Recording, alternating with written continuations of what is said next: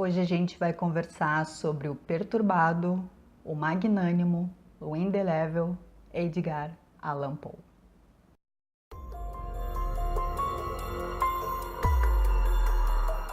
E aí, meus queridos literários, tudo bem com vocês? Comigo tá tudo bem, espero que vocês estejam bem também. E hoje, então, vamos iniciar o mês do Halloween. E o primeiro vídeo, no primeiro dia, vai ser sobre o poema O Corvo, do Edgar Allan Poe. Um poema arrebatador, pessoal. Incrível mesmo. Muito, muito, muito legal. Esse poema, pessoal, ele tem todo um drama com início, meio e fim. Ele nos mostra uma cena. E essa cena é de um rapaz torturado, amargurado, triste pela morte da jovem amada, jovem e bela amada. Então ele está numa gélida noite de dezembro procurando em livros antigos alguma resposta, alguma coisa que console, que aplaque essa dor que ele sente.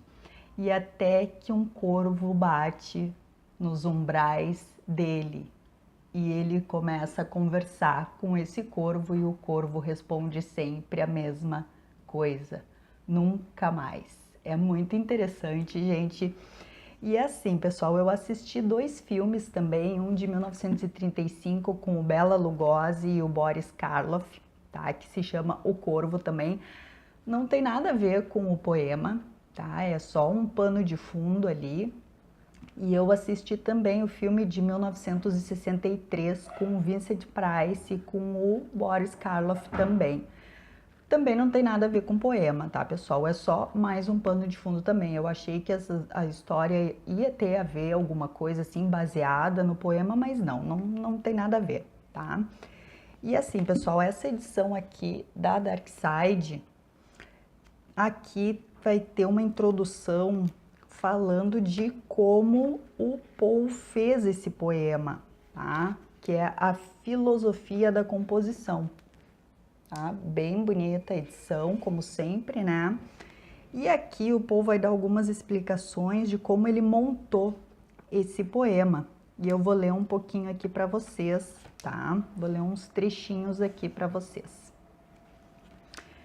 Quando ele estava imaginando que ele precisava de algo que repetisse a mesma resposta, nevermore, né? Que é o nunca mais. Só que ele viu que uma pessoa não ia dar certo, não ia ficar legal no poema. Então ele tá aqui assim, ó. Naturalmente pensei primeiro em um papagaio, mas logo em seguida me ocorreu o corvo, como animal igualmente dotado de capacidade de fala e muito mais compatível com o tom que eu pretendia dar ao poema. Cheguei assim à seguinte elaboração: um corvo, pássaro de mau agouro, repetindo monotonamente uma única palavra, nevermore. No fechamento de cada estrofe de um poema de cerca de 100 linhas, escrito em tom melancólico. Então, sem perder de vista a soberania ou perfeição do objeto, perguntei-me: de todos os temas melancólicos, segundo o entendimento universal da humanidade, qual é o mais melancólico de todos? A morte foi a óbvia resposta.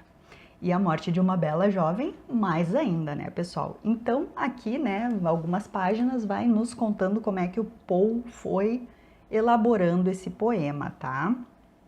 Aí tem mais um trechinho aqui que fala daí já do corpo do poema, desse estudante nessa gélida noite de dezembro, procurando em livros antigos alguma resposta, ou não deixa claro se está procurando alguma coisa, um bálsamo, um consolo para a dor dele, ou se ele estava pensando em alguma coisa que trouxesse a vida da bela jovem de volta.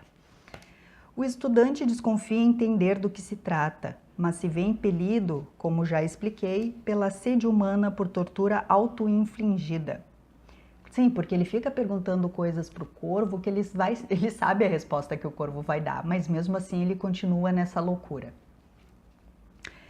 E em parte por superstição, a propor perguntas ao pássaro em busca do pesar mais prazeroso, contando com a resposta de sempre, nevermore.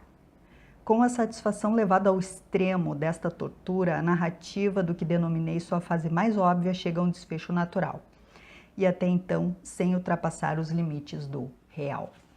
Então, essas páginas aqui de introdução ao poema, né, vai dizer mais ou menos como o Poe elaborou tudo isso. Nós temos aqui no Brasil um tradutor, que é o Ivo Barroso, que ele diz que essa técnica que o Poe desenvolveu para fazer o poema, ela é fajuta, ela é pós-mortem. Porque o que o tradutor, o escritor Ivo Barroso diz? Ele fala que se o Poe tivesse uma técnica para fazer um conto, um poema tão perfeito, por que ele não replicou isso? Já que era uma técnica a ser aplicada, por que ele não fez outros poemas tão incríveis quanto esse? Né? Ele tem outros bons, mas não como esse daqui. Então, esse tradutor, né, já é um senhor bem de idade, o Ivo Barroso, ele diz que isso é fajuto, que foi depois da morte do Poe, inclusive, que deram essa explicação. Tá, gente? Então, eu vou ler a primeira estrofe de cada tradução. A gente tem aqui, na edição da Dark Side, o inglês, tá? Daí, o do inglês foi escrito, pessoal, em 1845. E aí teve a tradução do Machado de Assis em 1883, a tradução do Fernando Pessoa em 1924, que não traz o nome da Lenora, que é a amada, né? Nos outros trazem ali o nome da Lenora, e o Fernando Pessoa preferiu ocultar o nome, para fazer a rima, né? Acredito eu. E eu dando uma pesquisada por aí, eu descobri uma tradução do Milton Amado de 1943, pessoal. E eu gostei mais dessa tradução aqui, mais atual, tá? E eu fiquei pensando, gente, como deve ser difícil traduzir um poema. Porque tem toda a questão da rima, toda a questão da musicalidade, né? É muito complicado tu traduzir um poema que fique fiel ao significado e que tenha essa rima, que seja musical como um poema, né? Mas vamos lá então. Deixa eu ver aqui a tradução do Machado de Assis.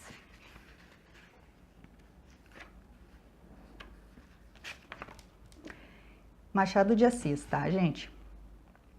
Em certo dia, a hora, da meia-noite que apavora, eu, caindo de sono e exausto de fadiga, ao pé de muita lauda antiga, de uma velha doutrina agora morta, ia pensando quando ouvi a porta do meu quarto um soar devagarinho, e disse essas palavras tais: é alguém que me bate a porta de mansinho, há de ser isso e nada mais.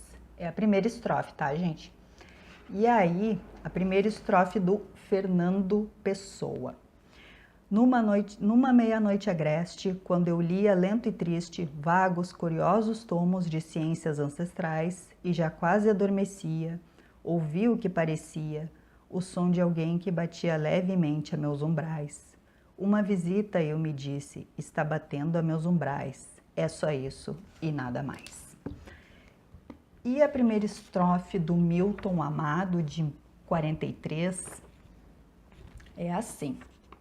Foi uma vez eu refletia, à meia-noite ermite sombria, ao ler doutrinas de outro tempo em curiosíssimos manuais. E exausto, quase adormecido, ouvi de súbito um ruído, tal qual se houvesse alguém batido à minha porta devagar. É alguém, fiquei a murmurar, que bate a porta devagar. Sim, é só isso e nada mais. Então, gente, é isso aí. O Corvo, então, nessa edição belíssima da Dark Side, um poema incrível, profundo, que traz todo um drama de um jovem atormentado pela perda da sua amada. E, gente, o Corvo foi adaptado para tanta coisa que aparece até nos Simpsons, gente. Tem um episódio dos Simpsons que aparece o Corvo, que é o Bart, e o Homer atormentado, e o Bart é o Corvo gritando ali o Nevermore, Nevermore. É muito interessante, gente. Tem filme também, mas como eu falei para vocês, o filme é só um pano de fundo para a história que se desenrola, que não tem nada a ver com o poema, tá? Gente, é isso então. Esse é o primeiro vídeo no nosso mês do Halloween. Quem vai fazer um vídeo também sobre esse poema é o Rubens do Ler Vicia. Então eu vou deixar aqui no box de descrição o link para o canal dele ou o link direto para o vídeo dele, tá, pessoal? É isso então. Usem aí a hashtag MDH2018. Eu espero que vocês tenham gostado, compartilhem, façam a leitura junto com a gente. Saiu ontem, no domingo, dia 30, a listinha do que eu vou ler, a listinha do que o Rubens vai ler e a listinha do que o Rafael do canal Real Ficcional vai ler também. Então a gente está fazendo esse projeto entre nós três com as mesmas leituras, tá? Quem gostou, deixa o likeinho aí de vocês. Isso ajuda muito aqui pro canal, é um pequeno gesto, mas contribui. Opa, gente, tô me embaralhando aqui, é que é de manhã, gente, eu acordei agora há pouco. Contribui aqui para o crescimento do canal. Quem não se inscreveu, se inscreve, ativa o belzinho de notificação e até o próximo vídeo que vai ter mais um conto clássico, tá bom, pessoal? Tchau, tchau!